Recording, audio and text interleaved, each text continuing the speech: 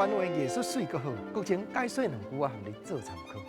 解文说理。好朋友，咱来讲一个单三五娘的故事。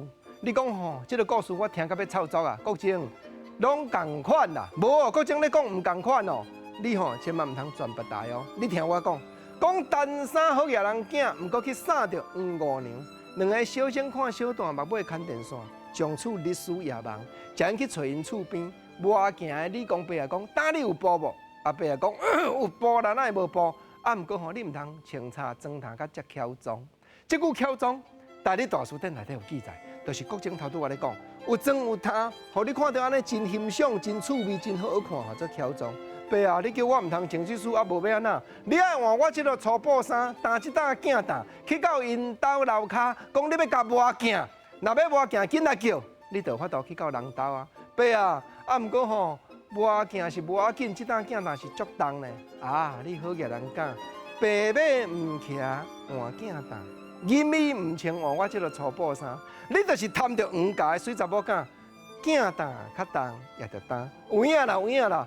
啊，当然哦，因兜一个组间或者野村啊，甲你叫，你就要开始甲转。转讲吼，你咧磨镜真点定，因为恁师傅是我李公伯啊。吼，讲到这句点定，在你大书典内原来有记载，就是表示讲。做工课真周到、真功夫、真详细，安尼叫做点定。好啦，伯啊，我甲转啦，讲别人磨镜磨一面，我单衫伫咧磨镜双面身啦。毋过镜磨完，等钱甲收完，我嘛是在翻头镜担担来走呢。谁叫你镜担担来走？你袂晓磨镜磨到一半甲拍破，是安怎都爱拍破？